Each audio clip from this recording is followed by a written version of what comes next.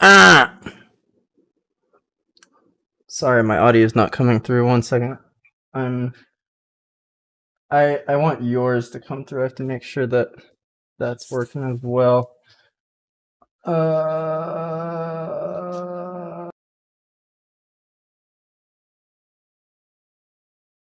Muted. Audio. Unmuted.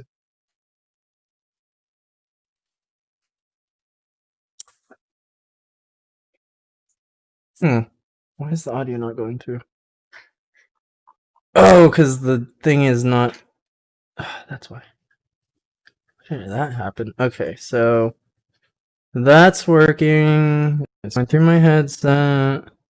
Yada yada. Okay, that went through. Alrighty, now it should work. Say something again? Oh, that works perfectly. Okay, so we are ready to go. Just need to put it back on the main screen. And there we have it.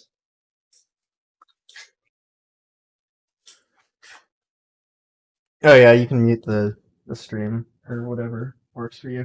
Okay, Rukia, you want to join us? You want to join us? Join us. Wiggling and waggling like a freaking monster right now. Okay, well, welcome everyone to the let me adjust my microphone. The fourth episode of the Burning Bush podcast, featuring this monster that is what I don't know. I don't know what's happening. Yes, and I'm joined here with my good friend Kevin, also known as Baby Boy One. And we are an irreverent podcast called the Burning Bush Podcast because we are named after the best book, best story in the Bible, where a man talks to a burning bush. And although we are not a religious-based podcast, I think it's funny to anchor our podcast with that name, considering we both have backgrounds in going to Christian schools. And so mostly it's satire, but of course today we are here to talk about the supernatural, especially in terms of in real life. And but anyways, how are you? How are you, Kevin?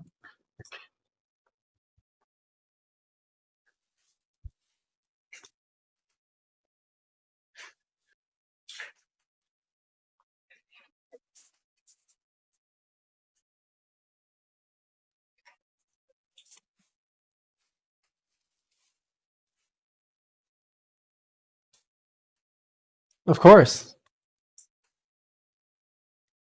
You think the supernatural is? Oh, I see.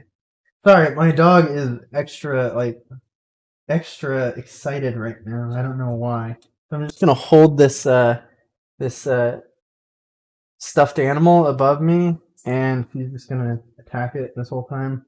But yeah, no, I to varying degrees agree with you. I mean, it does seem like at times we're not alone, and I have in front of me right now. Once I tire this pup out, some Bible verses. I think the one of the best part. I was looking at the viewership retention, and when we peak at 1 to 2 to 3 viewers, it's when we're reading Bible verses. Now I haven't proved that, or I haven't looked at the analytics, so I'm totally talking out of my ass. But the first Bible verse here is Leviticus 19:31. Do not turn to mediums or necromancers. Do not seek them out, and so make yourselves unclean by them. I am the Lord your God. How does that make you feel?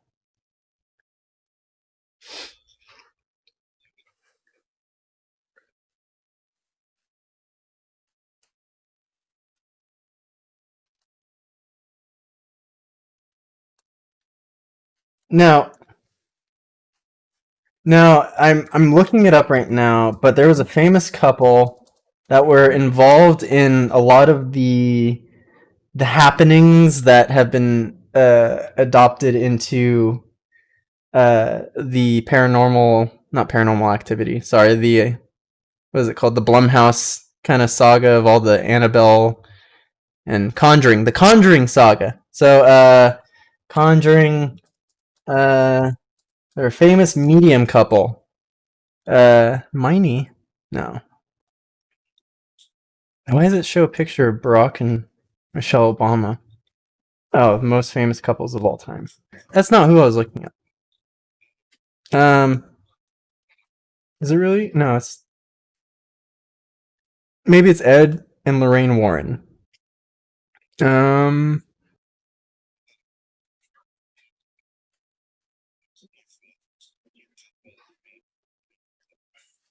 there you go. Ed Warren. Oh, here we go. This is a much better page. I don't know why there was like a freaking not good page. Why did you put James Isaac Neutron in chat? Is that related to the paranormal? Scientists of Tumblr explain this photo, and it shows the Jimmy Neutron as the weird like amorphous chicken thing. You know what I'm talking about? Let me find it.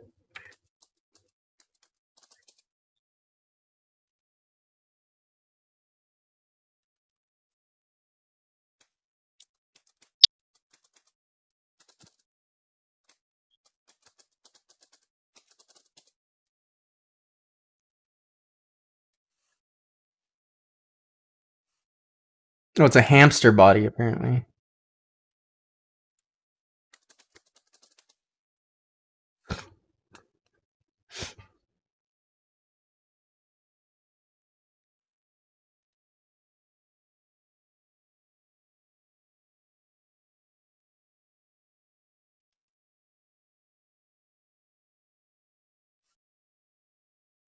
Yeah, you could say it like that, and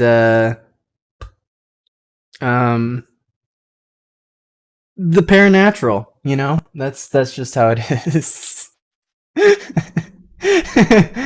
Oh man. Yeah, so Jimmy Neutron, we can relate that to the paranormal, and in particular, Ed and Lorraine Warren. So I think that Bible verse says specifically not to seek out necromancers or mediums, which I always like reading into Bible verses, like really reading into them, like with the thought that it's like, don't turn to them, don't seek them out, and make yourself unclean by them. I am the Lord your God. Like, why would you tell people to not do that if they're not real? You know what I mean? Like, if they weren't real, then you'd just be like, they're not real, so ignore them. But they're specifically saying you're going to make yourself unclean by them. Doesn't say they're not real. So,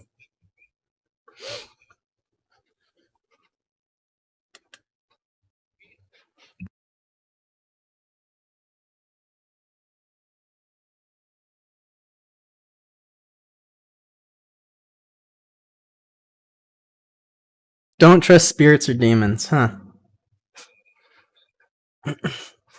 I mean, aren't we in the culture today, though, where, like, that could be construed as prejudice towards spirits and demons?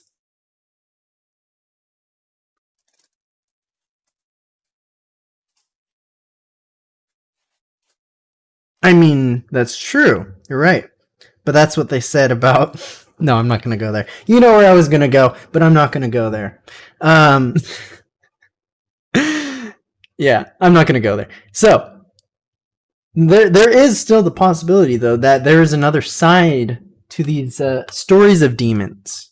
We only know one side of the story. When are we going to read the Book of the Devil?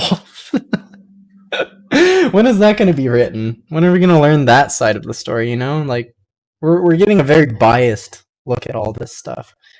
But to segue that into Ed and Lorraine Warren, they are most notably a couple that was active in, I would say, the 70s, I guess. That's what it's saying here on the Annabelle one. But they were involved in a lot of the cases that were later turned into the Conjuring universe movies. So Annabelle, the Amityville Horror, some other ones that are listed here. So I think this is actually a pretty interesting spot to My dog found a can. Now she's playing with it. But this is probably a. I don't know if you can read it from your screen or if it's too pixelated, but this is probably a good place to start in looking at the relationship between the paranatural in the real world. And I mean, these two, this couple, were the ones that were involved in all of those Conjuring universe movies. And one second, let me grab this dog.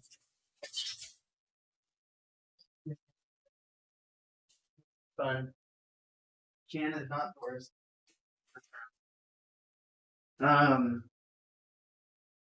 First world problem though. When the bottom of the can kind of bulges outward, so it can't be. You can't like rest it like a normal can would, and you have to like put it in a special. Yeah. So that's what that one was. Not an ideal situation. And I thought about what we said last week, and I don't care. I'll vape on camera. Sure, why not? But looking into Edward and Lorraine Warren. So just read this summary, I guess. I'll do that. They're paranormal investigators and authors associated with prominent cases of hauntings. We'll open that in a new tab. Edward was a self-taught and self-professed demonologist. Okay. Self-taught and self-professed. I'm sure there's a lot of really respectable people out there who have self-professed and things. And lecturer. Lorraine professed, not self-professed, professed to be clairvoyant and a light trance medium who worked closely with her husband. That's a genre of EDM, I'm pretty sure, as well. But regardless, in 1952, the Warrens founded the New England Society for Psychic Research, the NESPR, the oldest ghost hunting group in New England. Wow. They authored numerous books about the paranormal and about their private investigations, claimed over 10,000 cases that they've investigated in their career, and they're the first investigators in the controversial Amityville haunting, in which I'll go ahead and open that up as well. This is definitely a juicy nut that we can crack open. Using medical doctors, researchers, police officers, nurses, college students, and members of the clergy in their investigation. They are popularized in the Amityville horror series and the Conjuring universe. Skeptics Perry DeAngelis and Stephen Novella have investigated the Warrens' evidence and described it as Blarney.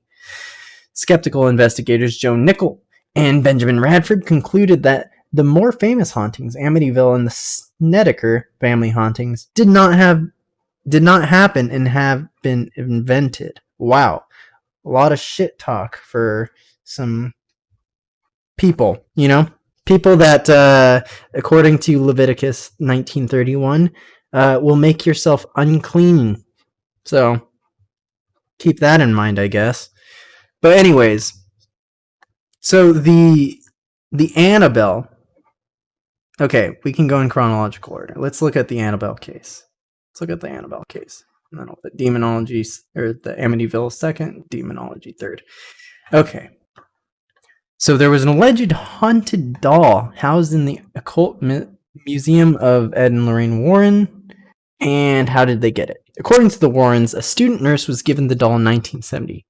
They say the doll behaved strangely and that a psychic medium told the student that the doll was inhabited by the spirit of a deceased girl named Annabelle. The student and her roommate tried to accept and nurture the spirit-possessed doll, but the doll reportedly exhibited malicious and frightening behavior. It was at this point the Warrens were contacted, and they moved it to a museum after pronouncing it demonically possessed. And it remains at in a glass box in their museum in Monroe, Connecticut. Okay, so, most of it's talking about how people just don't believe it, and it was made into a movie. So that's obviously not that much information to work off of, but what do you think is going at play here, Kevin? Obviously it's a student nurse was given a doll, and the end of the story is they thought it was possessed, and they asked these unclean and untrustworthy people by the name of God, Ed and Lorraine Warren, to take a look at it, and they said it was possessed and kept it in their little Halloween, what is it called? Spirit? What's the Halloween store, that chain that opens up? Yeah, Spirit Halloween. I feel like okay, we'll transition this later on, but like I feel like Spirit Halloween is a perfect example of like an SCP. Just on the basis that they only exist during Halloween and they just pop up out of nowhere and they just disappear out of nowhere as well. It's like that Spirit Halloween that you go into, and we'll discuss what an SCP is in a little bit. But like it's the same one that's in every single city. Like everyone just gets teleported into this ether where you go to a Spirit Halloween and buy cheap plastic knockoff costumes of popular characters, and everyone ends up in that same store regardless of if you're in the West Coast or East Coast or wherever.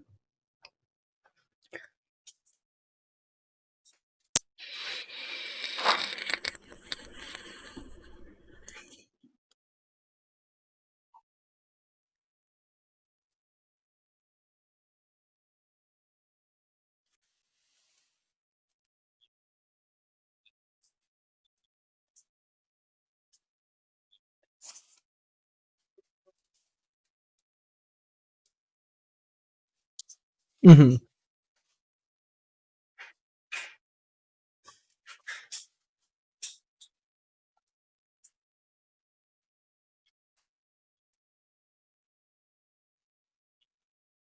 Mm-hmm. and and bringing it back to Annabelle, what do you think actually happened with this? Like, even though they have no, I mean, there's two, three, four, five, six sources here. Um, Warrens.net from the original. They had apparently like a documentary or something. Um,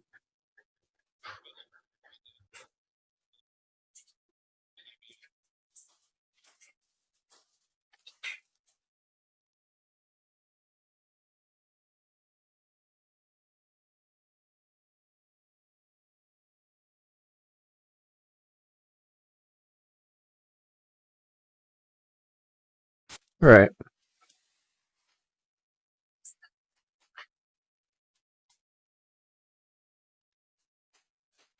Positively do not open.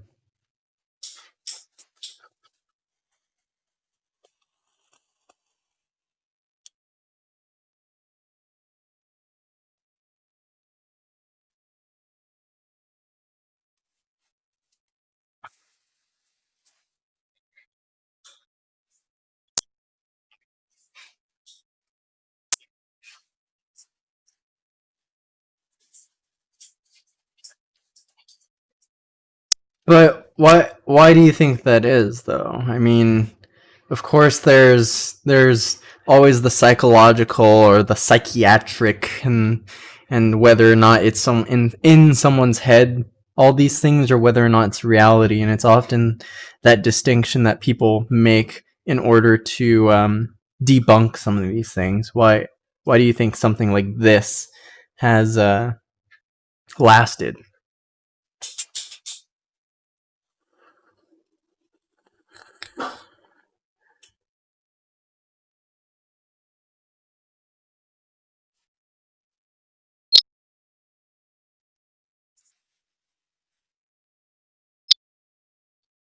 Mm-hmm.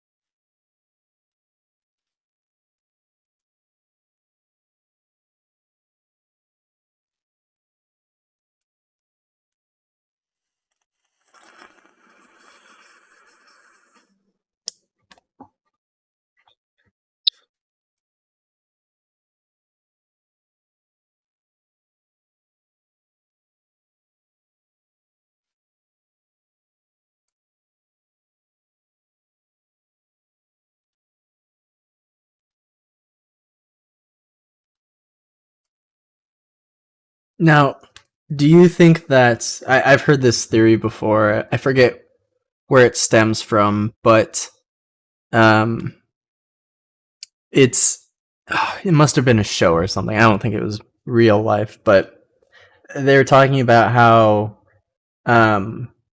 oh god, it was in an anime, I'm pretty sure. Jesus.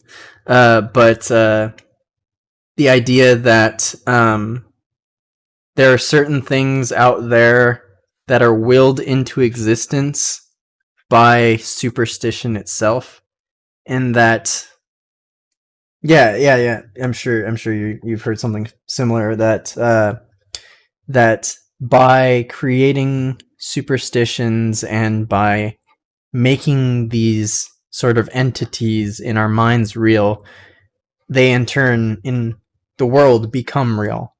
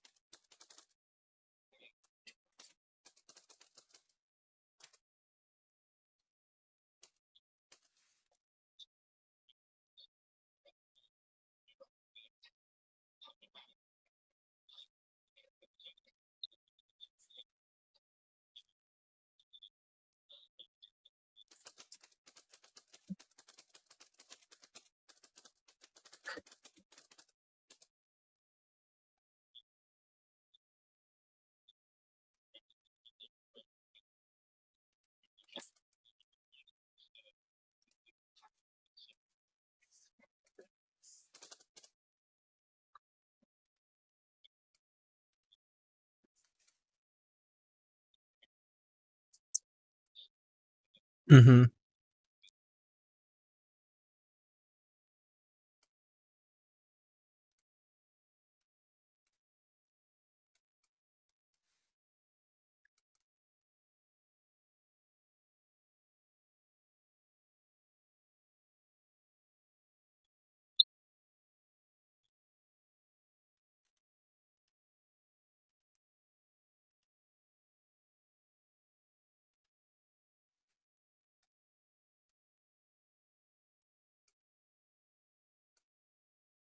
Yeah,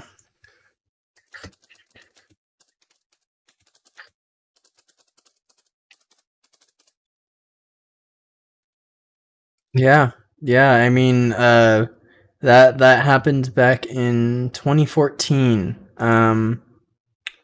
in which two 12-year-old girls lured their friend into the woods, and I mean, okay, they look kind of like people, not to profile, but they definitely look like the kind of girls that would be on some like paranormal board on 4chan. And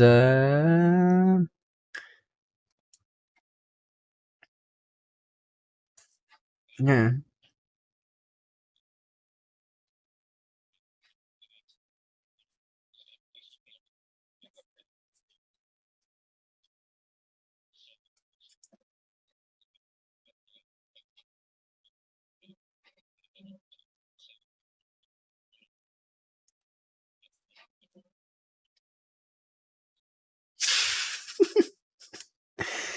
I mean, yeah, the girl on the left definitely looks like her mom, though. That's all I'm gonna say.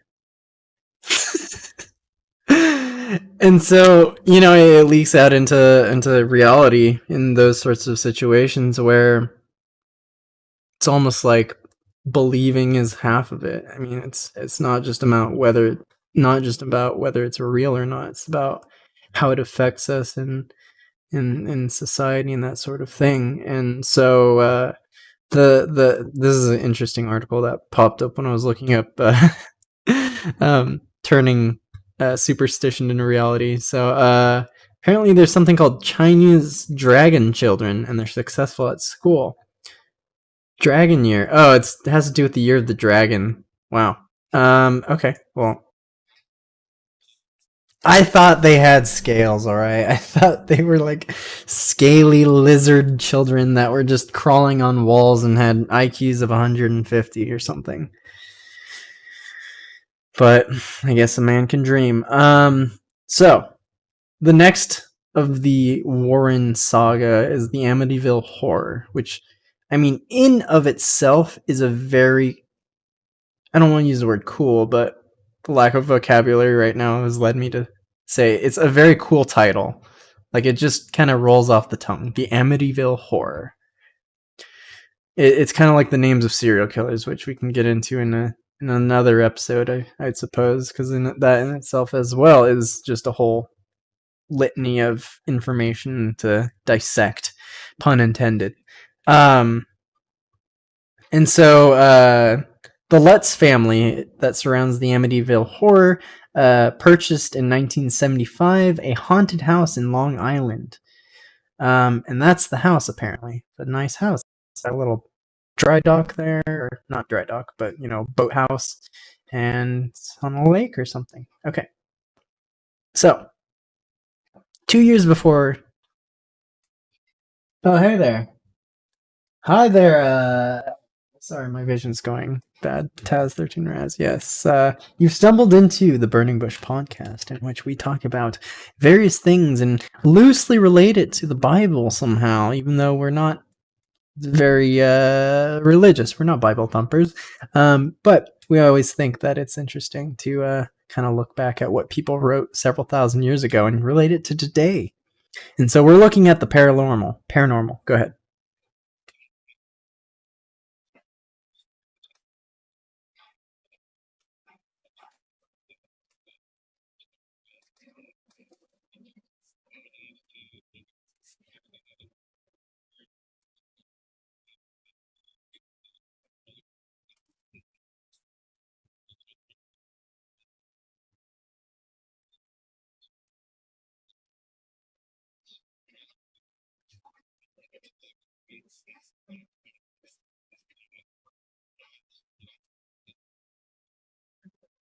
Yeah, 100%. And so with the Amityville Horror, apparently, let's see. So Ronald DeFeo Jr. entered Henry's bar in Amityville, Long Island, New York, and claimed his family had been shot to death. Um, and an investigation revealed that 6 people had been fatally shot. They were victims of a mob hit, but his testimony broke down under scrutiny. Yeah, open up that. The other person isn't coming through on the audio? What? Say something, Kim? Um, hmm. Uh, how is that possible? How in the world is that? Yeah, let me double check. Microphone, RTX voice. Yeah, I'm coming through. You is it because I'm on? Alright, there's no way it should be coming through. Let me see. Let me double check.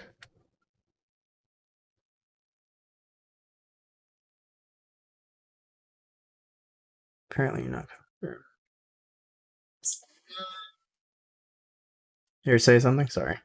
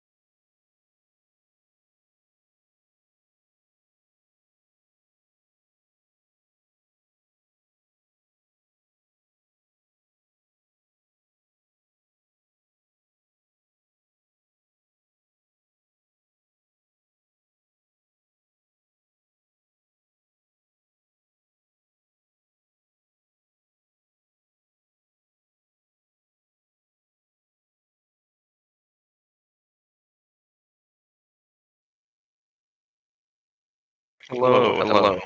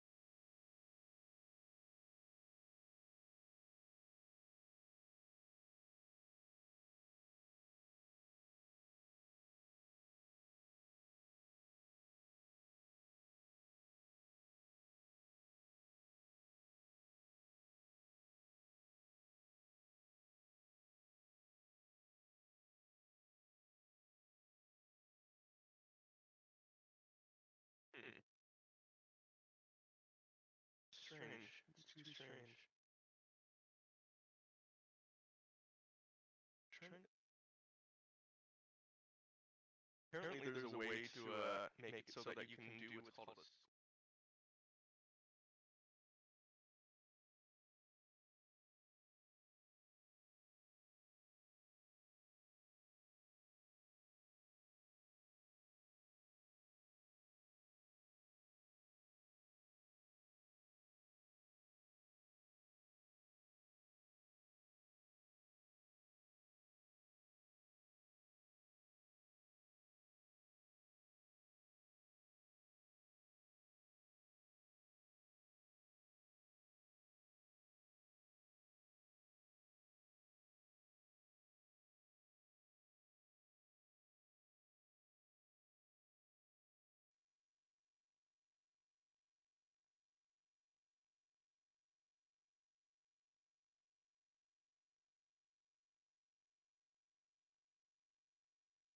Whatever works. Whatever works.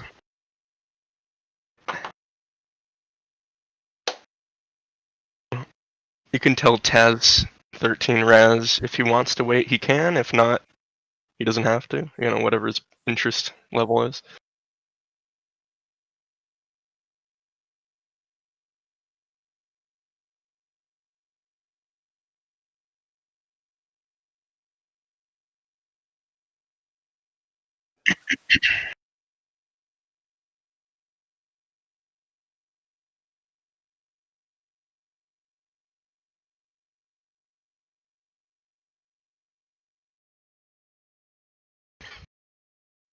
Well, there you go. Just gotta unmute myself. Yes, chat. Please continue on. But so there we go.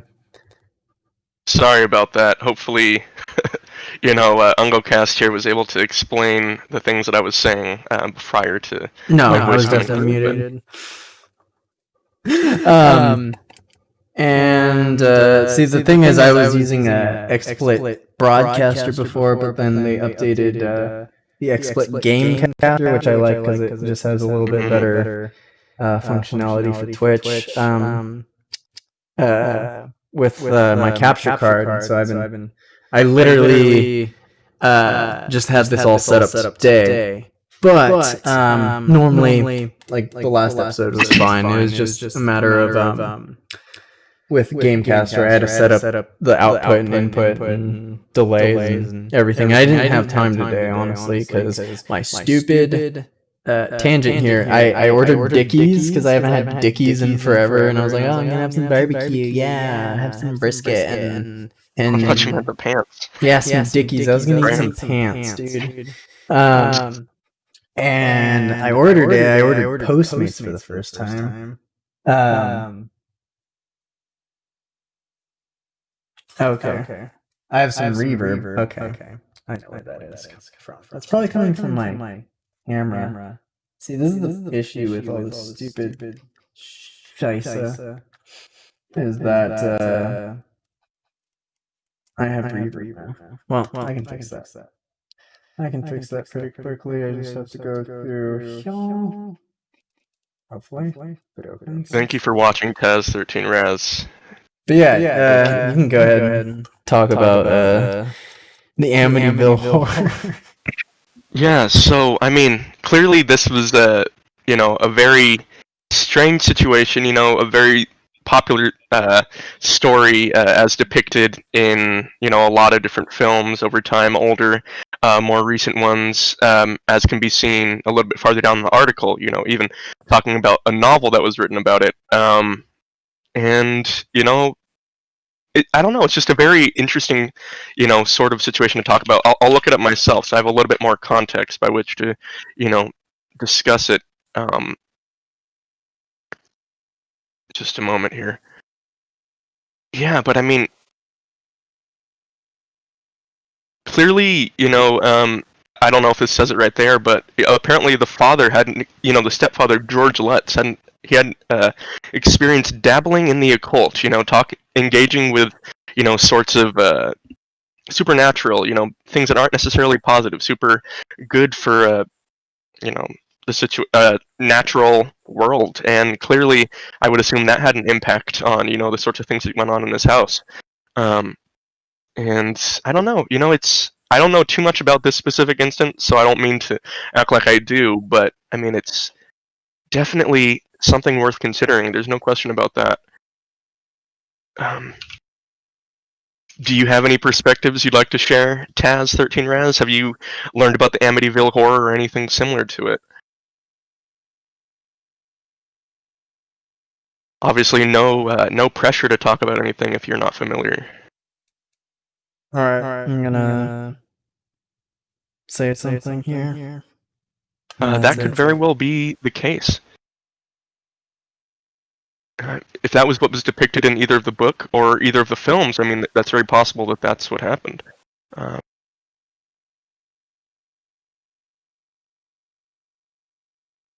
You're definitely echoing.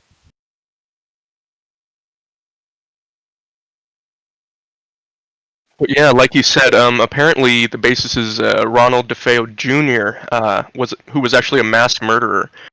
He shot and killed 6 members of his family in Amityville, south of Long Island, and he was convicted of second-degree murder.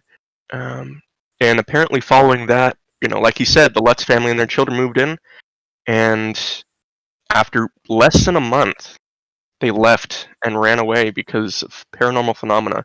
So, I mean, those sorts of things definitely would impact, the sort of environment you're in. I can't imagine any negative energy, especially that associated with murder and the death of multiple people, especially, at the hands of somebody that they trusted, namely their stepfather. Or sorry, not the stepfather, but just the father of the family, killing 6 members of his family. That's not going to lead to anything positive in the house or in the history of that house. And I'm not surprised that there was some sort of energy, some sort of negativity left in the space that really didn't want anybody else there. It was a ghost. It's very possible. Cannot confirm or deny.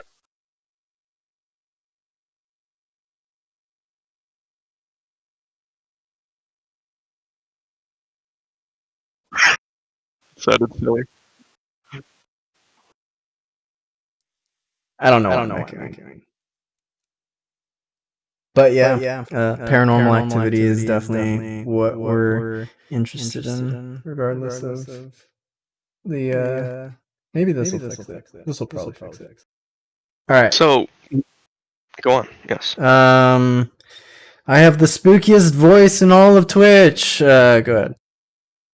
I was just gonna say, I mean, not that this is entirely relevant to the conversation at hand, but for future reference, Taz 13 Raz. I'm not sure if there's a specific name you'd like to go by to make it a little easier. But is there anything in particular that you think would be interesting to discuss? We're pretty open to topics as long as they have some sort of historical context as related to, biblical period or really anything in the past. Anything that allows us to really understand things that aren't really understandable, as well as just really any random topics that you think might be interesting that people might want to hear. Taz, okay.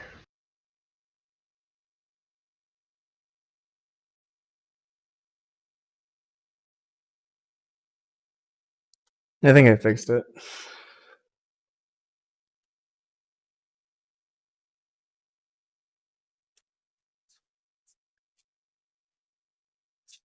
Yeah. Taz. Well, you've seen more Conjuring films than I have, and that is to say, I've never seen a Conjuring film.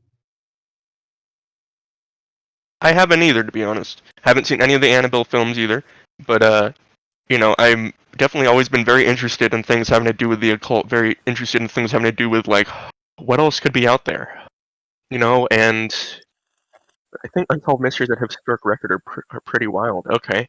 Yeah, I mean, I personally am very interested in, true crime in general, and I mean, I think this is pretty relevant in regards to that because, the historical context associated with, the murder of the DeFeo family, as well as, just everything that followed. I mean, that is very relevant. I mean, I'm sure there's a lot of a track record, a lot of, a paper trail, for lack of a better term, that would allow us to understand a little bit better, the criminal side of the act. But yeah, I currently don't have a whole lot of context on that specifically. Balloon Boy hoax. But yeah, here's another thing. This is obviously not specifically paranormal. It may have been perceived as that at the time, but this is, I guess you could call it a crime.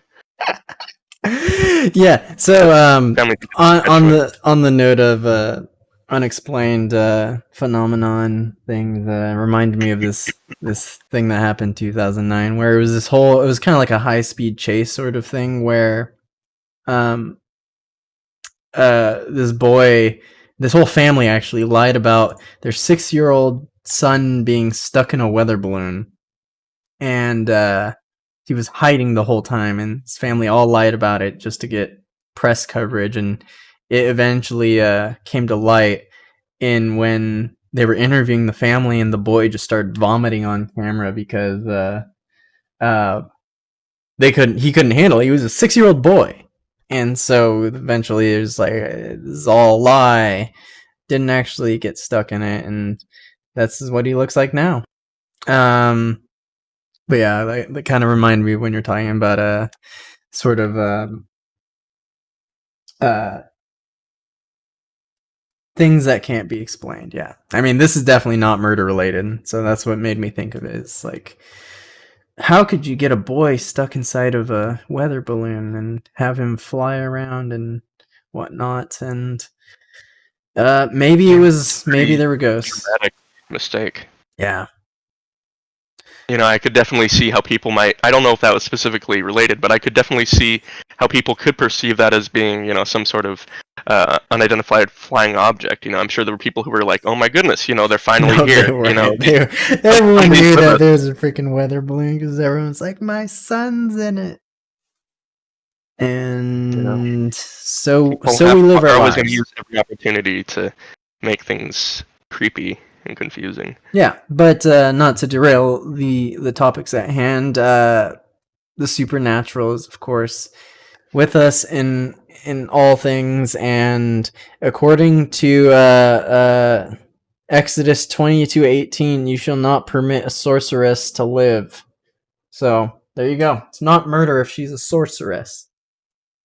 And I imagine that would be similar to. I mean, I imagine that was used as logic and maybe context for, something that isn't necessarily like a mystery, but like the Salem witch trials and other like similar tests to see if women who, at the time didn't really have a whole lot of agency in the situation, didn't have a lot of voice for themselves. I imagine that was logic for why a lot of people killed these women and tested them and tried to see if they were, engaging in witchcraft, even if they were just doing simple things that at the time in society weren't necessarily appreciated or acknowledged as being all right. Yeah. Yeah, and that gave the clergy, or not even the clergy, that gave just society backed by religion in general a lot of power towards people by using those as sorts of examples to further their own agendas, and whether or not they may have been uh, legitimate or not. Yeah.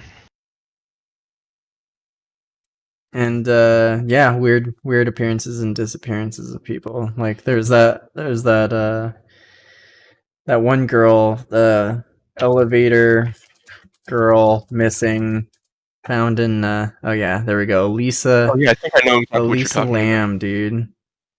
Yeah, no, that's super relevant.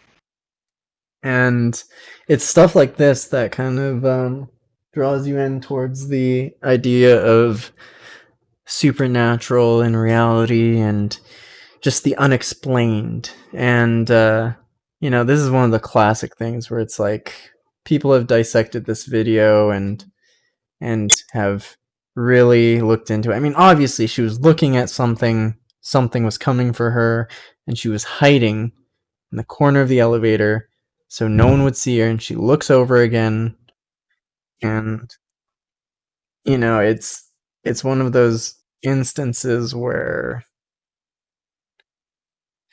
No one knows. It's literally the definition of a cold case. They found her in the water tank on the roof, however many days later, because someone complained that the water was tasting funny. And so they found her bloated dead body in there. And Obviously, yeah, this dog. makes a very problematic situation. Makes you wonder what could have possibly led to this. What could have allowed this person to be in a spot like this.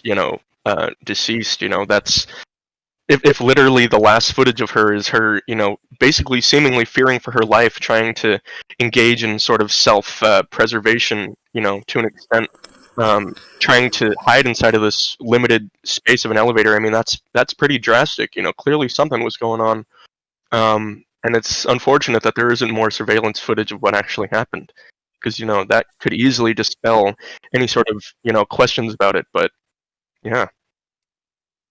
Yeah, my dog's But yeah, doing some unexplained behavior right now. about Taz, about your question. I mean, I personally haven't looked a whole lot specifically into the real life Men in Black, but there have definitely been a lot of weird instances around the world, a lot of weird events, especially related to like UFOs and other sorts of like alien associated you know entities, where people have speculated seeing like black vans, unmarked vans, or individuals that are like the stereotypical Hollywood cinematic imagery of the Men in Black films. And these people don't identify themselves. Typically, to my knowledge, don't say much. They just sort of are there and engage with it, but you don't really know, what they're doing. You don't know what they're guarding, what they're protecting, why they're there. Sorry if I'm repeating myself, by the way. I have a tendency to do that, but it's just, I don't know. It's really strange, and it makes you wonder, like, what is the government engaged in some sort of cover up of what's really going on in the background? Is there some sort of like power that we're not aware of? Is there some sort of body that we're not aware of that's controlling things, pulling the strings? That knows. I'm sure there's obviously a lot of stuff that's covered up that we're totally unaware of. That's totally classified. But it makes you wonder: will we ever know this stuff? Will we ever really know truly what's going on in the world? Yeah, and And I'm inclined to say no, that because we ties maybe directly we'll have both. into our next topic, in which SCP, if you're unfamiliar, stands for Secure, Contain, Protect, and it's a community-driven archive of various, in essence, creepy pastas or just kind of just made up stories about unexplained events and creatures and whatnot. And the idea behind the Men in Black, or the G-Men as they were called back in the 50s, shout out to Destroy All Humans for kind of getting me into learning about that back in the day. Um, and yeah, so you love SCPs. I mean, this is literally the bread and butter of like conspiracy theories and the unknown and unexplainable, and it's just very it's very fun to read into these, because it's kind of like looking into what a Men in Black type organization would do. And of course, uh, I've played through the main story of Control, which is a game that's in essence the AAA version of SCP. I mean, there is the Unity game for SCP also, which I've played, but I'm not a big fan of games where you're being chased by someone. So, SCP-0001. so uh, never really played it too much, but it has a lot of the SCPs in in the Unity game. You want to check out SCP-0001? SCP Yeah, let's see what we got here. 0001. Pages Will that just be SCP-1 if we looked it up by series? Maybe. There's 001. Oh, 001. I mean, Classified. I've survived the memetic kill agents before, and codename Dr. Clef. There is Dr. Clef. So it's been a while since I've read the first SCP, but there's a lot that goes into it, and I don't know if we want to go directly into a specific one, but I do want to just kind of talk about the basis of the factory, uh, the basis of sort of relaying SCPs into kind of the idea of G-men or the Men in Black, and how there more than likely exists an organization out there that is of this sort of nature. And Yeah, I don't think that it's um necessarily like something that's super uh you sent me the link. Super crazy. Like, I don't think it's some world-ending secrets, but they probably they definitely have some sort of unexplained things in their yeah, I'm repertoire. sure that they have other human hamster hybrids or other weird, human small mammalian hybrids Yeah. that they have contained there that they don't want us to know about. As well as, it's just really interesting to look at the context of all these different SCPs, because it really makes you wonder, like he just said, what's really out there? Like if this is stuff that people are interested in, if this is what's um, being created very often, updated very often. Who's to say that it's not based on something in actuality? People don't just think of things. Often, nothing under the sun is new. Nothing is creative at the end of the day. Everybody's thought of something at one point or another, and I'm sure, even if it's a person, perpetuating these things, I'm sure somebody has done something, on behalf of making these things into a real existence. And I don't doubt it. I really don't doubt it. Mm. Would you say the factory is your favorite SCP, Taz?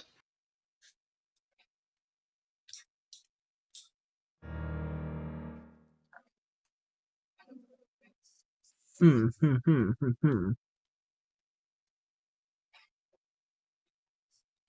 See, I'm trying to find.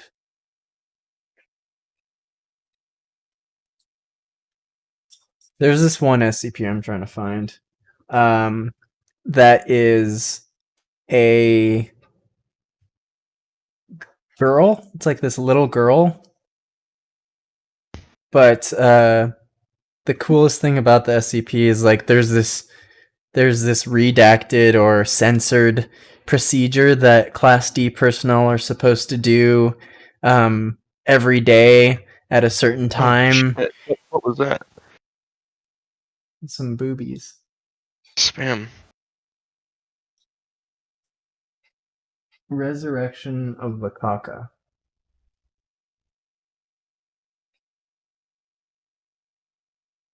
Maybe don't Let don't me type spam. boobs. Yes, this is an adult stream, so you can swear in the chat, but I wouldn't suggest spamming. All right, we'll see you in a second, Taz. I'll see if But I thank can you for try to your pull up input. the SCP I'm talking about. But there's this one. It was like a really popular SCP where there was this little girl, and there's this whole procedure. Well, um, shut up. Wow. Okay. That's pretty not okay. If you don't want to participate in the stream, you can leave, dude. We're not trying to entertain people who aren't here to engage with the community and make it a better place. Okay? Yeah, I'd recommend you look into my about page and kind of get a sense of what my two rules are, and you kind of just broke one of those rules, so uh, that's not okay. Let me go ahead and find you. Let me find you, friend. I have hundreds of millions of unborn kids killed. That's Well, abortion is the choice of the person engaging in it, but it's. I guess it's okay to make morbid jokes, but doesn't benefit the community at all. So thank you for your input. enjoy your band, friend. Um, Uh, the number one rule is plain and simple. Don't ever call someone that word with the F. It's like that actually ties into both of my rules, which is one, I don't do kindergarten speak, and two, be respectful. And so you just double whammy there yourself. Obviously, someone who says shut up and that is someone who's not even old enough to buy a beer. So I couldn't buy you a beer and say, "Hey, let's talk this out over a beer at the bar." You wouldn't even know what that means. It's okay. So That guy's I he's gone. We don't need to be concerned with that no, guy's I know issues anymore. I banned him already, but um, that's that's okay. I mean, you're just upping my viewership. Go ahead, log into a secondary account. I implore you to do such. Um, but Welcome, Rutos. Thank you for joining the stream. We've been talking about, as you can see in the title of the stream, the Burning Bush podcast, episode 4. We're talking about supernatural occurrences, basing them in reality, but also we're currently looking at SCPs, or Secure, Contain, Protect lore, individuals. yeah. And essentially, these, if you're not familiar, are different entities, animate, inanimate, that are basically being contained for one reason or another, under different degrees and varying levels of security, um, you know, in the world, for whatever reason, by the Foundation. And basically, it's just really interesting stuff, and it makes you wonder if these sorts of things are present in our world. Whether these things are something we should be considerate of, concerned about. Hmm. Yes, and right now, I'm trying to find a specific SCP that I can't find because it's not even about the SCP. It's about a procedure regarding the SCP, and so like Kevin, uh, for the new people jumping in, Kevin is my I guess you're my co-host. I'll give you that title until otherwise noted. Um, considering you are the recurring guest of 3 episodes now, 3 out of 4. So you're pretty much the Yes. regular. Whether or not we could hear you in episode 2 or 3, or definitely heard you. But anyways, uh, so yeah, SCPs. It's kind of just the idea around. If you don't know what they are, which I think I don't know if a lot of people do, but the idea of things that are unexplainable or um, uh, unexplainable or just kind of peculiar, like a toaster that whenever you touch it, you relive your past memories as a child or something like that. Those are kind of the ideas behind them. They're just mundane objects with paranormal or supernatural abilities. And so I'm trying to find this one. I don't actually know much about the SCP itself. The SCP is a little girl. Is the little girl. Um, it's about a little Well, girl, but there's this whole containment procedure about it, where it's been redacted, like hmm. a lot. And someone finally kind of explained why it was redacted is because it's this secret thing where Class D personnel in the SCP lore, Class D personnel are prisoners on death row that were given a second chance to become test subjects in this underground Men in Black type institution where they would have these kind of creepy pastas. Maybe it's 191. Creepy pastas be experimented on or whatever using these death row inmates. And so I'm trying to find this one. There's a specific SCP where it's this little girl and they redact all of the information about this procedure they do to her every night. I'm like saying this over and over again, but essentially, I found out, or it's all fake. It's all just people making up these stories. But I found out that the secret procedure, because everyone would think it's like, oh, do they get the Class D personnel to like rape and beat her or something? It's like this little girl or something. And in reality, someone made this whole long kind of explanation of of no, it's actually this whole secret around how they get the Class D personnel to just read to her bedtime stories. And I'm trying to find that SCP right now, so I'm not the best one to have the screen shared on me right now. If there was a way for me to, I don't know, also share my screen, that would be an option, but I don't think we currently have that figured out currently, unfortunately. I mean, I could.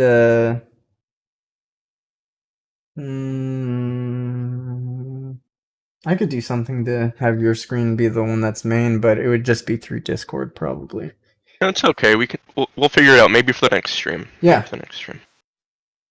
Thank you again, guys, for engaging with the stream and actually contributing and giving us ideas and talking to us about these things, because it's definitely like really interesting stuff. Yeah, especially I mean just SCPs themselves. It's like talk about this for hours. And yeah, I'm trying to find an interesting one myself. And I always forget how to look. Search. Okay, search truth about SCP blank. Show results from our such SCP. The truth about SCP-01, truth about SCP-447.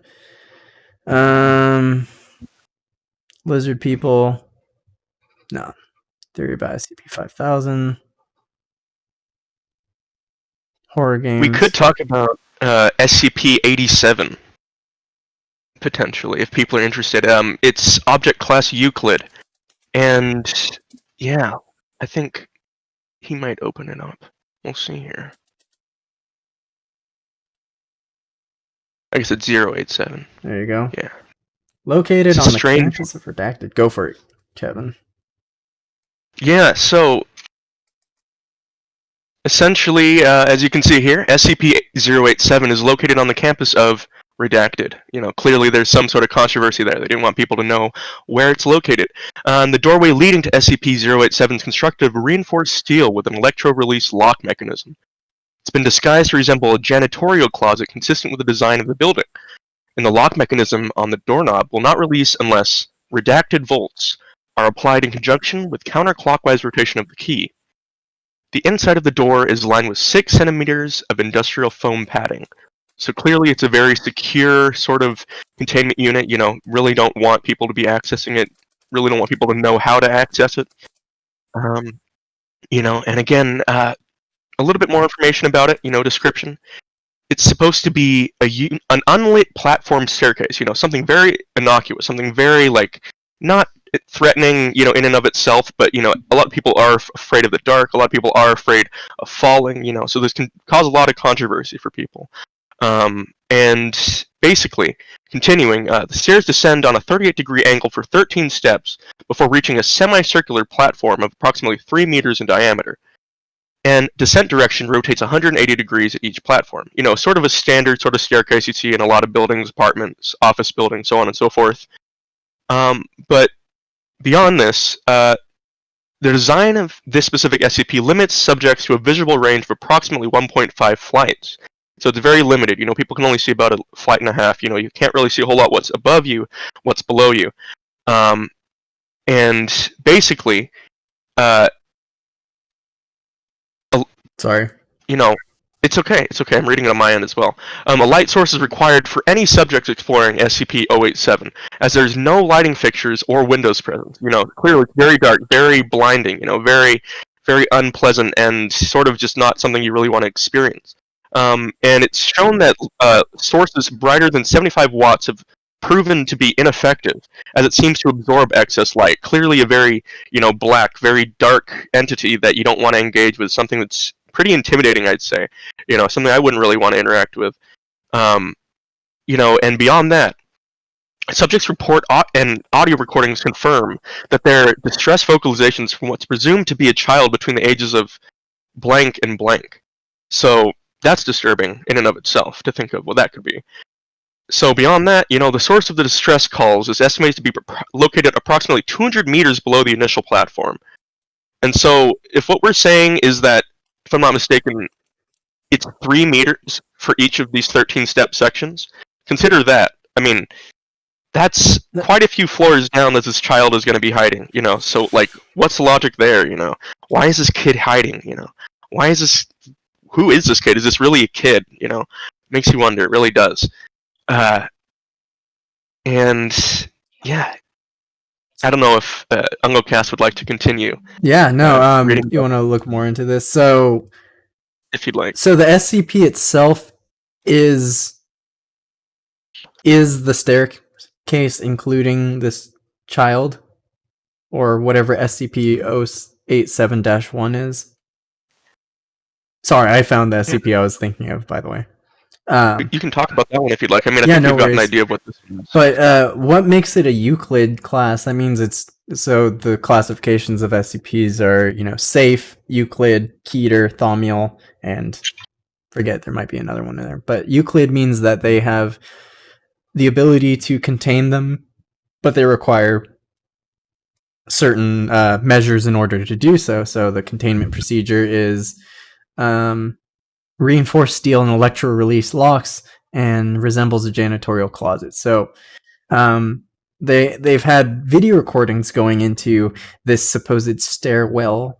I don't know what the title of this one is actually, but they encountered SCP-087-1, which appears as a face with no visible pupils, nostrils, or mouth. Kind of like, what's that French guy in Red Dead Online, the moonshine guy? Anyways, his nostrils are, they didn't render like his nostrils, so it looks like they're just big foam nose on his face. Anyways, it's not the source of the pleading.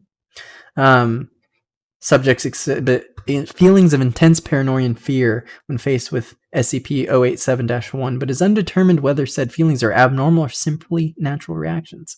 Addendum: over the course of 2 weeks following Exploration 4, several members of the staff and students from the redacted campus reported knocking at a variable rate of 1 to 2 seconds per knock coming from the interior of SCP-087. Door leading to 087 has been filled with 6 centimeter thick industrial padding, and all knocking has ceased. Document 087-1. 43 Class D personnel, 43-year-old Caucasian male, average build, flood lamp, handheld camcorder. It's fucking dark.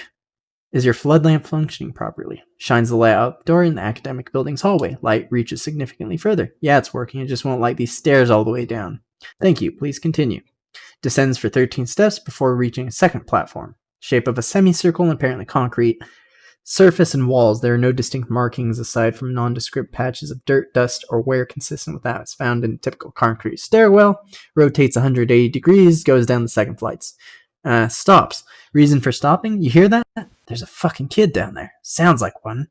None of the described audio is feeding through the camera or mic at this time. Could you please describe the sound? It's young, either a female or a very young boy. It's crying and sobbing and saying, "Please, help, please." Yeah, it keeps repeating that and crying.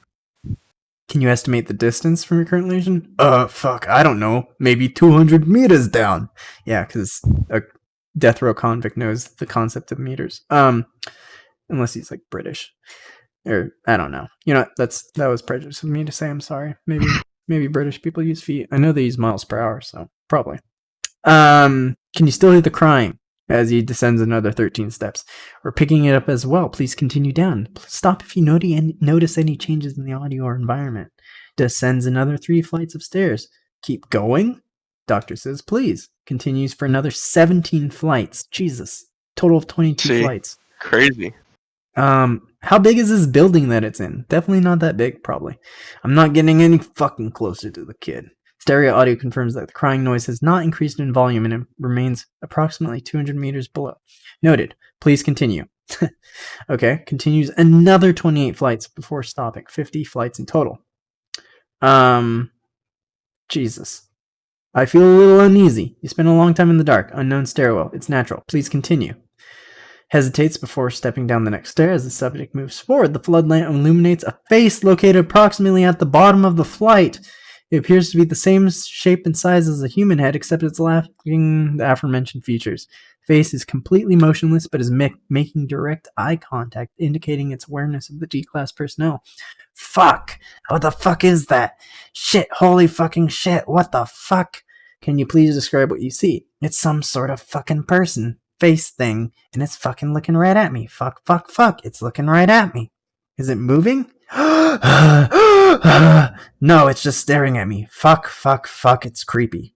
Please approach and further illuminate the entity. Fuck, fuck, fuck. I don't want to fucking... The face jerks forward about 50 centimeters towards D-8432, yelling, fuck, fuck, fuck, fuck, fuck, fuck, redacted.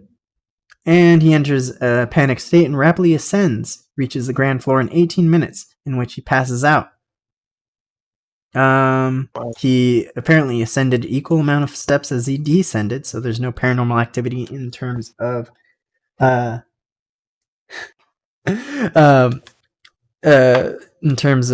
but same volume until the last flight, at which point it ceases. Medical reports indicate collapse was the result of the rapid ascension of the stairs, causing fatigue. So, exploration supplement. Oh gosh, never mind. That's not exploration. No, that's just more stuff. So, whoops. Oh, okay, I didn't close it. How do I go back? There we go. So there's another expedition.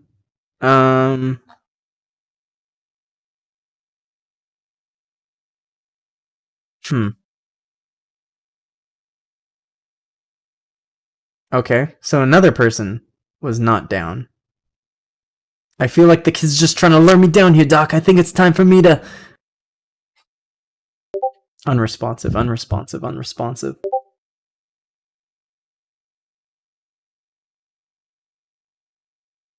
Ah, interesting. Okay.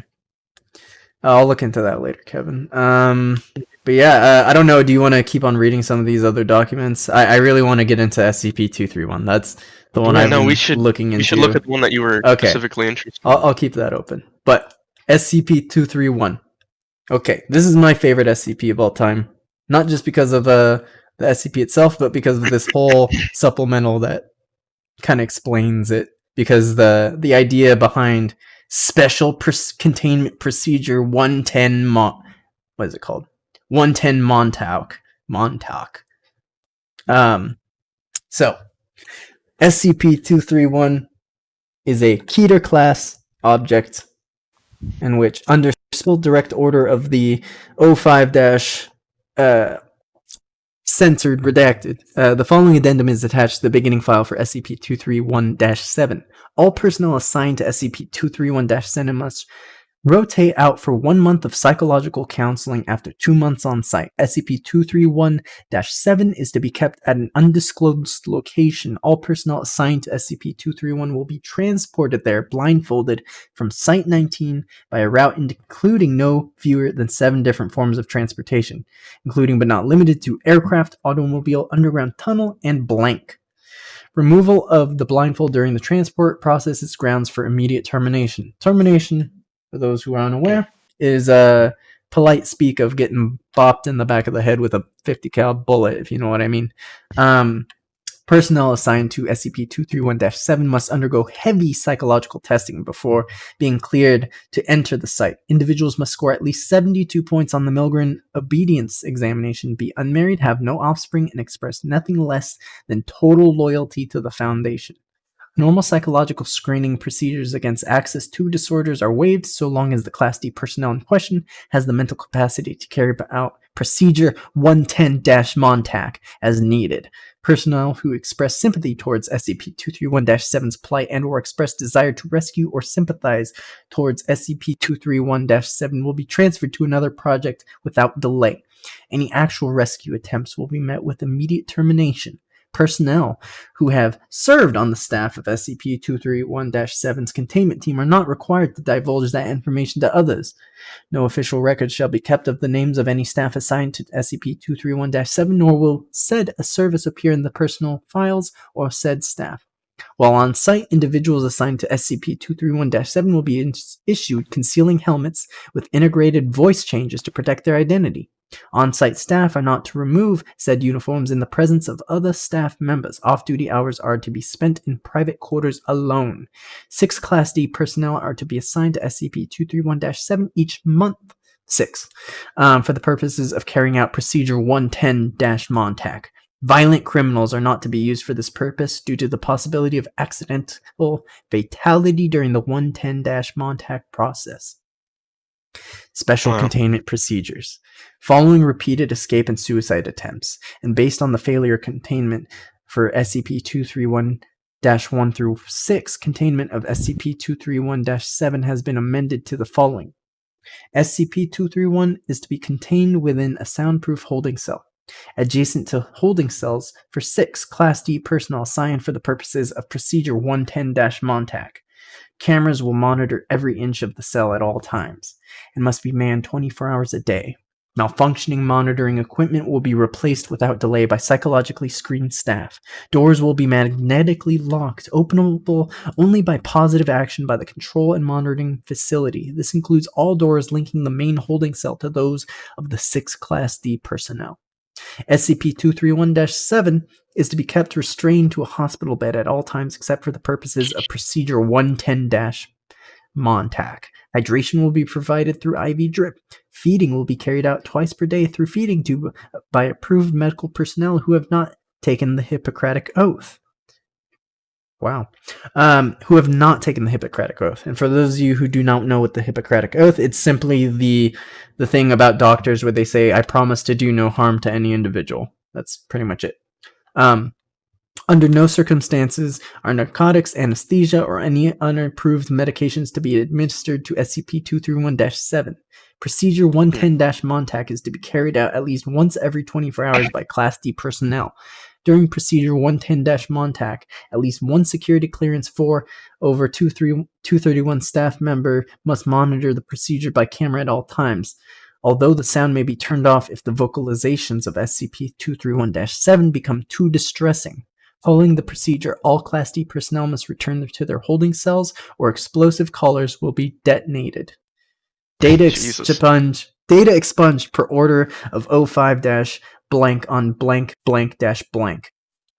Information moved to Eyes Only Document 231-110 Montac. Access to 231-110 Montac is limited to personnel with security clearance 4 over 231. I don't know if you have the page open, but you can go ahead and take it away if you want to read some of this stuff. So the description of this specific SCP, SCP-231-7 is a blank female between blank and blank years of age with data expunged. SCP-231-1 through 7 were retrieved from blank blank following a police raid on a warehouse owned blank by an organization called the Children of the Scarlet King. See article on blank blank blank in the blank blank newspaper. Police raid satanic sex cult save 7. 24 hours after the rescue, SCP-231-1, real name blank blank, went into labor pains, giving birth 3 minutes later to SCP blank blank blank, causing a blank event resulting in over blank confirmed casualties. Foundation personnel immediately took possession of remaining SCPs 231-2 through 231-7, and based on notebooks recovered from the cult, instituted Procedure 110-Montauk to prevent future occurrences. Now, the Addendum 231-A regards the current status of SCP-231 units, starting with SCP-231-1, deceased blank blank blank, killed during the initial recovery operations while giving birth to SCP blank. Casualty report for Event 231-Alpha for more details. SCP-231-2, deceased blank blank blank, was killed during an attempt to remove a fetus of the second SCP blank specimen, resulting in immediate blank event. See casualty report for Event 231-Bravo for more details. SCP-231-3 was deceased blank blank blank, and was self-terminated following a prolonged period of distress caused by the implementation of Procedure 110-Montauk. SCP blank immediately underwent a blank event. See casualty report for Event 231-Charlie for more details. Next, SCP-231-4 was deceased blank blank blank, and attempted to administer SCP-500. Although successful in that all traces of SCP blank were expelled from the system, expelled remains immediately underwent a blank event, causing numerous casualties including SCP-231-4 herself. See casualty report for Event 231-Delta for more details. Sorry to interject, but SCP-500, just as a fill-in, it's a pretty popular one. It's a pill bottle containing, at this time, 47 red pills that have the ability to cure any sort of malady or disease within 2 hours. But yeah, that one's actually pretty popular. I'm surprised it only has 899 upvotes. Make it 900. Nope, I have to sign in. Never mind. I give up. So, 3 more of the SCP-231 units. So, SCP-2315 was deceased blank blank blank due to a botched application of Procedure 110 Montauk that resulted in this SCP giving birth to SCP blank 1 hour later, which then underwent a blank event. See Casualty Report for Event 231-Echo. And report on destruction of Site 231 Aleph for more details. Recruitment profile of Class D personnel was revised to minimize possibility of a second botch procedure 110-Montauk. SCP-2316, deceased blank blank blank, was killed during an escape attempt aided and abetted by Agent Blank. Blank, who had been exhibiting heightened stress levels due to prolonged exposure to SCP-231, obtained possession of SCP Redacted and attempted to use said weapon to rescue SCP-2316 and SCP-2317. Agent Blank was killed in the resulting firefight, but a stray round resulted in the termination of SCP-2316 as well. Fetus of SCP-2316, 6's SCP Blank, then underwent a blank event. In the wake of this incident, O5 level personnel voted by unanimous decision to amend personnel policies. See the Casualty Report for Event 231-Foxtrot for more details. And the last one is SCP-2317, and as of blank blank blank, SCP-231-7 is safely contained at Site blank. Okay, so to answer some of the questions, we'll look at 5,000 after this. Sorry, the 500 was a part of this SCP. That's why I looked it up. But also, why there's so many confidential things. See, with SCPs, there are good ones, and then there's not so good ones. But there are also ones that are like that could be good if they put more censorship in it, and like it's not like I forget where. Whatever websites like Steam and stuff where you can highlight it and it'll reveal the spoilers. It's not like that. There is no spoiler to reveal. I think certain SCPs, they give away too much information that makes it too obvious for the reader. But then also, if you want to get into the lore of this underground organization that contains all these anomalous objects, the idea that if this information got into the wrong hands, then it could be interpreted and dissected and etc. So I love it when these articles, when an SCP article has not too much, but I don't think this one has too much, but like when it has the right level of censorship so that any like important or detail that would give away a certain context about it is erased, so that not only does it add to the mystery for the reader, but like in the lore context, like you don't want to know what would happen because only the people at this site who get rotated every 2 months know. And even those people will have, amnesics or memory erasing stuff given to them, so they don't even remember what happens. And that's what really makes like certain SCP articles really good, like this one, is when they are able to expunge data that could potentially give you an idea of what goes on. And controversially enough, there is like a major detail, which is this Fear Alone article that I linked to, Kevin, that explains what 110-Montauk is. And it's crazy because if you look into the addendum, text by the missive of O5, we'll just read through this real quick because there's only a little bit more. But dear friends, it has come to my attention that recently certain rumors have surfaced regarding SCP-231. Due to the drop in staff morale, I have decided to address some of the more prevalent points. Yes, Procedure 110-Montauk is as horrible as you have heard, which is why only Class D personnel are authorized to carry it out. Yes, it does involve brutal redacted. No, assignment to SCP-231 is not intended to test your loyalty to the Foundation, your tendencies towards blank, or anything else.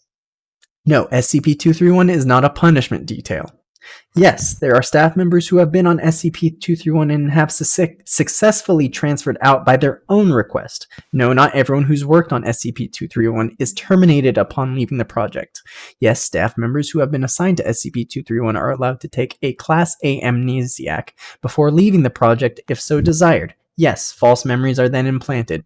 No, none of the supposed methods for recovering or detecting false memories work. Yes, there are some of you who've worked on SCP-231 and don't remember it. No, we have not given up on trying to save SCP-231-7, but research in that field must be carried out with the utmost of caution. Based on the increased potency of each subsequent blank event associated with each subsequent SCP blank specimen, there is a strong possibility that SCP-231-7, her blank event, could result in a XK class end of the world scenario. So, you don't want that. This information is corroborated in notebooks recovered from the cultists. See documents 7 Brides, 7 Seals. SCP-231 Adjunct B. No, putting the poor girl out of her misery is not an option. Neither is drugging her. She has to be aware of what's going on for 110-Montac to work. One final note. The Foundation does many distasteful things in the completion of our mission, but our mission is important enough that the price is one we must pay. Containment of SCP-231 is one of our most dangerous duties, not because of any direct danger to ourselves like SCP-682, but because of the danger that our resolve will fail, that we will allow ourselves to either let down our guard due to sympathy for the suffering of an innocent, or that we will allow ourselves to become monsters through the performance of monstrous acts. Just do your jobs and save the philosophizing for the shrink. Sincerely, 05-blank. Addendum 231-C.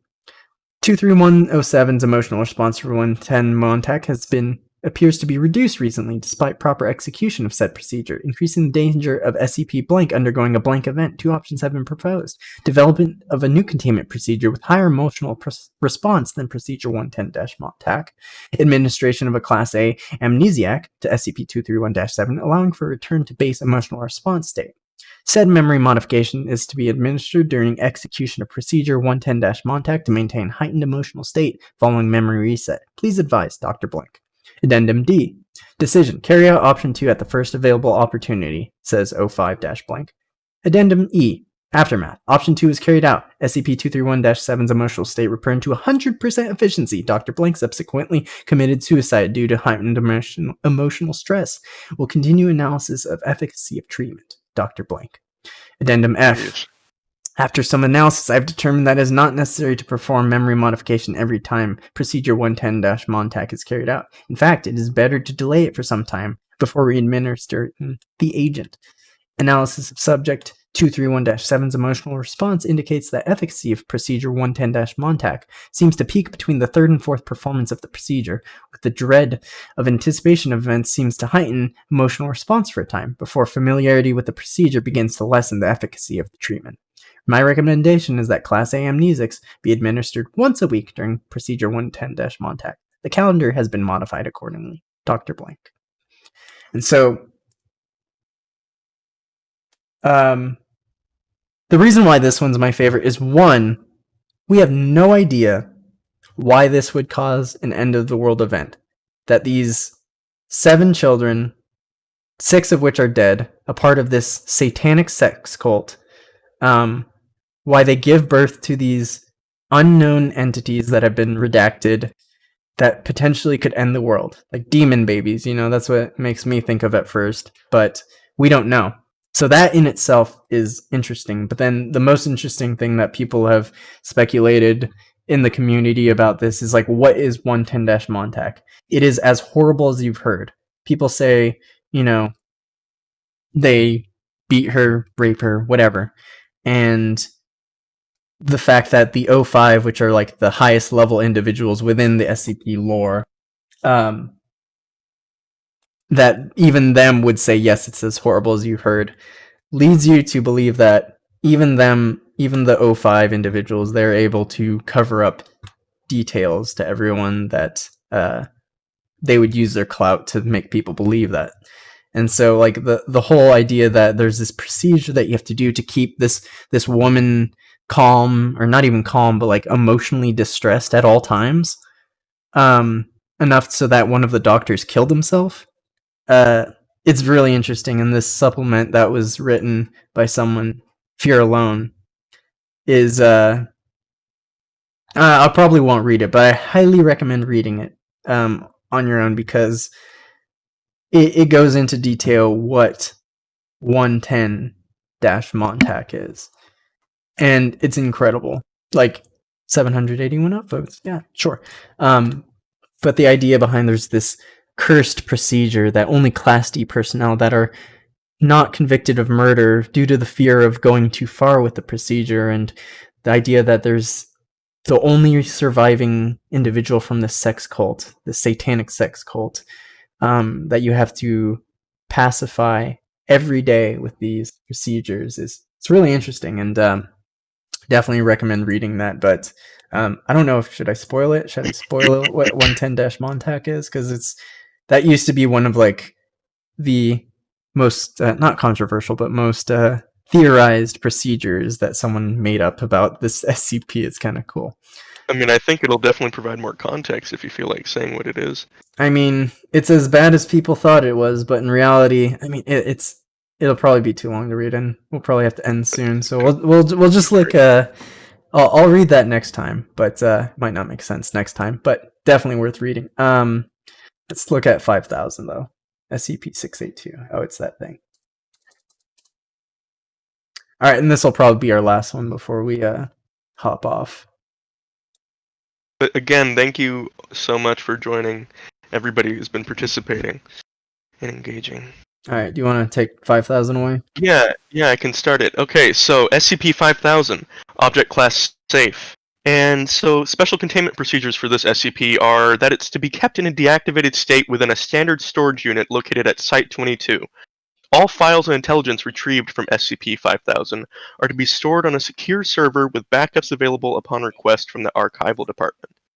Now, the description of this SCP is that it's a non-functional mechanical suit identified within its internal schematics as an absolute exclusion harness designed by the SCP Foundation themselves. And although SCP-5000 is believed to have once possessed a number of anomalous functions intended to protect and benefit its occupant, damage inflicted to it in the past means that it's currently only capable of basic file storage. And for a record of the files contained within SCP-5000 upon recovery, see Archive 5000-1. SCP-5000 first appeared in a flash of light within SCP-579's containment chamber at Site-62C on 12/04/2020, containing a corpse genetically identical to Foundation employee Pietro Wilson. Pietro Wilson is currently employed at Exclusionary Site-06, and Mnestic Therapy has confirmed he has no knowledge of SCP-5000 or memories concerning the events detailed within its archives. Interesting. Would you like to read the next part? So it's a non-functional mechanical absolute exclusion harness. Huh. It appeared. Okay, what's 579 though? So it's like a in control of the game. The main doctor, researcher there, scientist, he developed something called an HRA, which is a hadron resonance.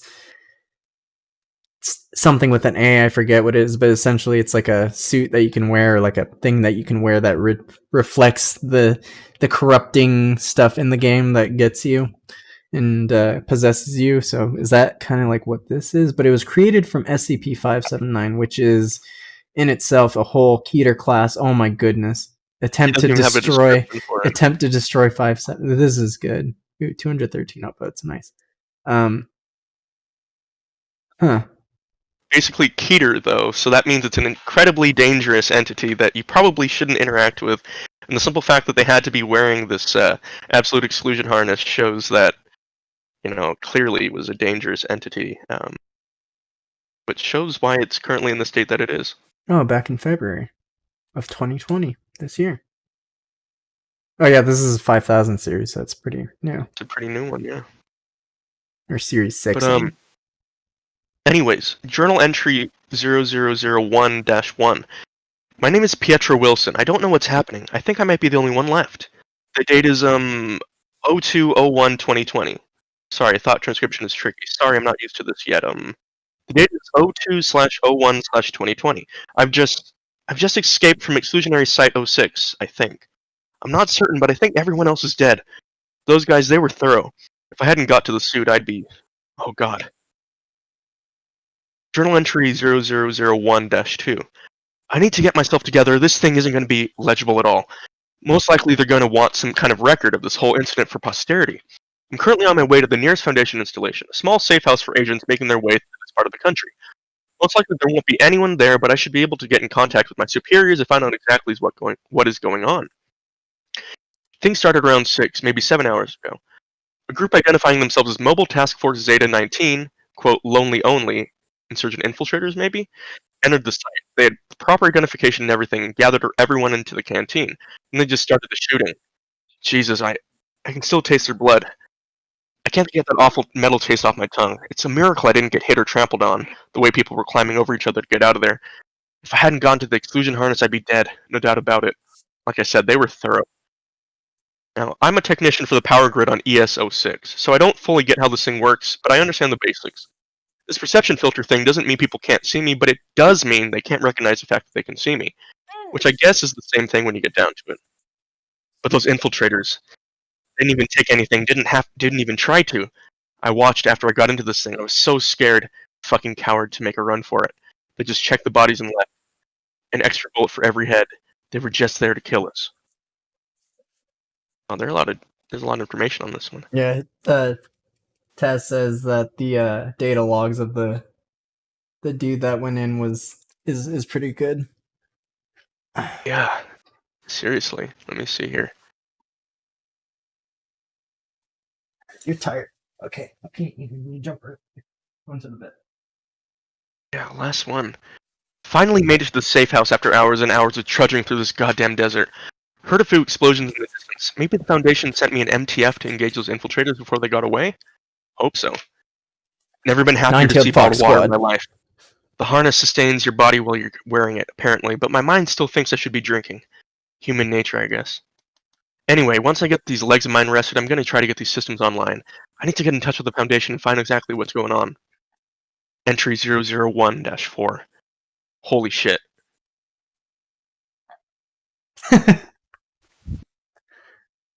Wow. Huh. Relevant anomalies. Ooh.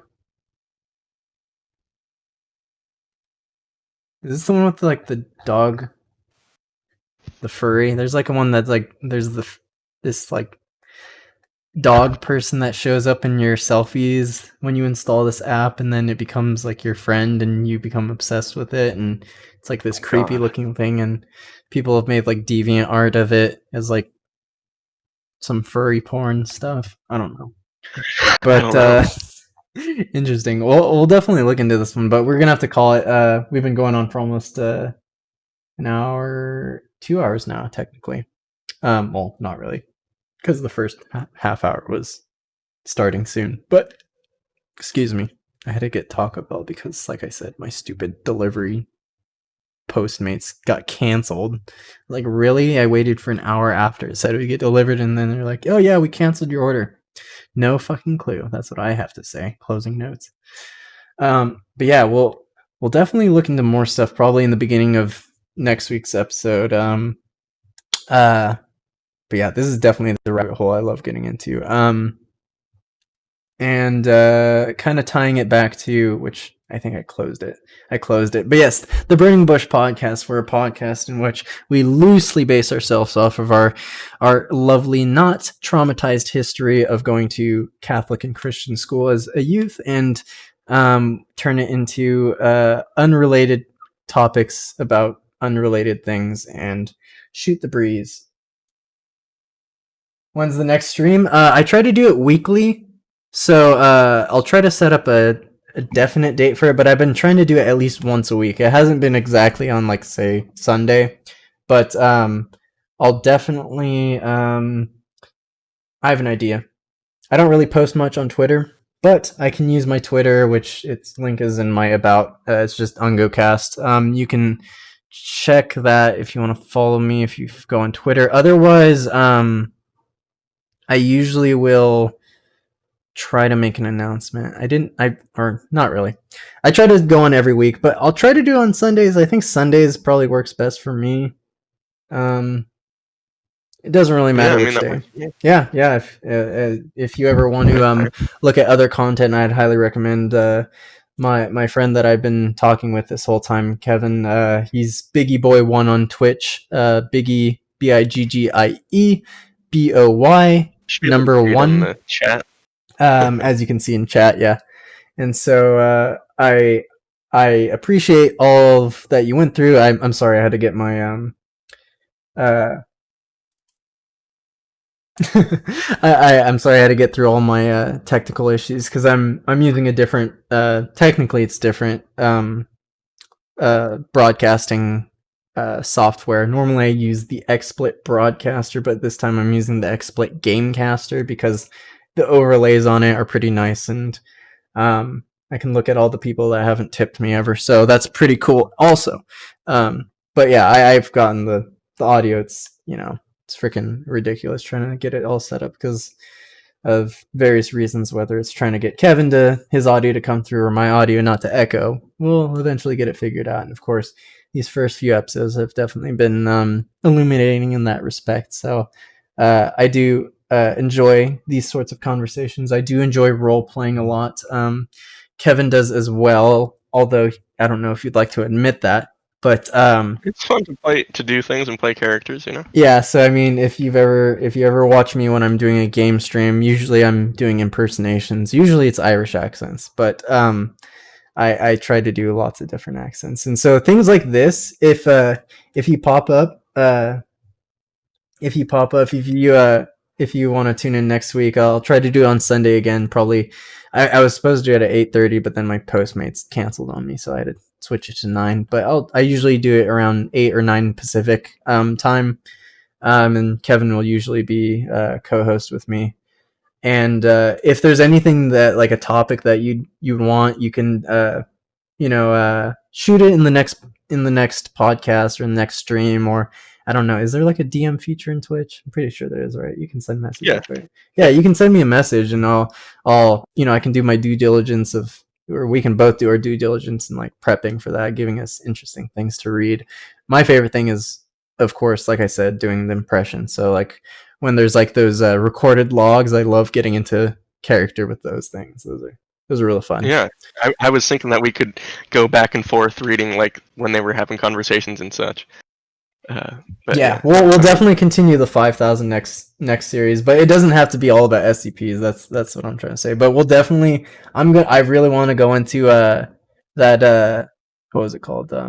Fear Alone, the supplement that goes into SCP-231 about the seven satanic sex cult, Save the Seven or whatever thing, and then definitely read a lot more into SCP-5000 because that definitely sounds interesting as well.